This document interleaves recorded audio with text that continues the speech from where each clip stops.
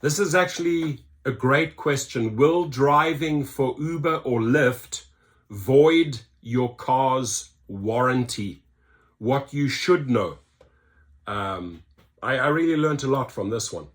So what you should know, again, will driving for Uber or Lyft void your car's warranty? What you should know. There is no dearth of folks who use their car sparingly and often lease it for ride-sharing services such as Uber or Lyft. A sizable number also includes folks who only partake in it as a side hustle to make some extra cash. However, there is always the question of warranties, considering the car is being used for commercial purposes. So does driving for Uber and Lyft void a car's warranty? Well, the answer is complicated, and depending on the car brand, it can be a yes or a no. It varies based on the car brand, the dealership status, the insurance provider, and even the protections afforded by local laws. Take a look at the terms and conditions of Hyundai's comprehensive extended warranty package.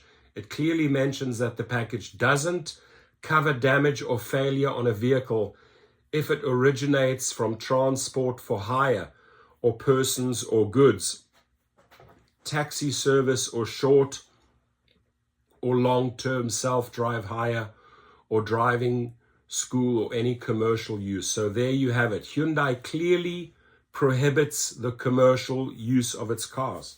I did not know that. Did you know that? So any of you who bought a Hyundai and are using it for commercial purposes, there's your answer. MG, on the other hand, takes a slightly different approach. It offers a warranty worth 7 years covering unlimited kilometers on cars geared for personal use. MG's warranty explicitly allows commercial use of the car without voiding the warranty, but reduces the distance driven to 150,000 kilometers. That's about 100,000 miles. The agreement covers rental purpose, taxi, courier vehicle, driving school vehicle hire, or bus and tour vehicle. What do car makers think? Now, the situation with warranties gets a bit confusing depending on the distance driven for a car. Take Tesla, for example. Driving for business and or commercial purposes, including but not limited to taxi, livery, or ride-sharing purposes, rental services, delivery services, law enforcement, or emergency services. Tesla once cited as a warranty limitation. That ban on commercial use is no longer in place as per the updated new vehicle limited warranty terms covering the Model 3, S, X, and Y, which came into effect in July this year. So a really good paragraph to maybe re-listen if you are a Tesla owner. The situation for the Cybertruck is slightly different, specifically for a situation where a warranty dispute comes into the picture. Tesla's terms for its electric truck mentions that the National Center for Dispute Settlement will not arbitrate claims involving a vehicle used primarily for commercial purposes unless the lemon law of your state covers it. Now, there's a rather obvious side to the debate as well. Tesla's basic vehicle limited warranty covers coverage worth 4 years or slightly under 50,000 miles driven, while the warranty on battery reaches 8 years of coverage or a minimum distance of just under 100,000 miles. Now, those distance figures are calculated based on an average person's regular commute behavior. If you are driving a Tesla for Uber or Lyft, that distance milestone will arrive pretty soon. The average rideshare driver drives 140 to 200 miles per day. It's true. You should actively check with the car maker for the fine details on their warranty terms pertaining to non-personal usage. What are your options? So let's say you're driving for Uber. The company partners with insurance companies and maintains auto insurance on behalf of the driver partner. worth up to $1 million in third-party liability coverage.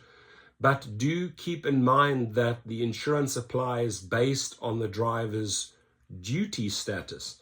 If you are off duty, all you have to rely on is your personal auto insurance, insurance that covers the cost to repair your car up to the actual cash value with a $2,500 deductible, contingent on your personal insurance, including comprehensive and collision coverage. Notes Uber for situations where the driver is en route on a trip. Lyft's insurance terms are also similar to Uber's. The best route forward for any person willing to drive for Uber or Lyft in a part-time or full-time capacity is to comprehensively go through the warranty terms for their car purchase and specifically look for clauses that cover professional or commercial car use of the car. It is pretty obvious from the general wear and tear status of a car and of course the miles driven that a vehicle has been used for commercial services. Based on forum posts, people have had mixed success with insurance providers and car makers honoring their warranty terms for cars used for commercial services. Another option is to look for third parties that provide protection plans tailor-made for ride-sharing vehicles. That's a good article. There's a lot of good information in there. I'll leave the link below. Feel free to share with your friends. A lot of people don't know this. Will driving for Uber or Lyft void your car's warranty? What you should know. And as we noticed, it varies a lot from car manufacturer to car brand, right? So share it please in your comments.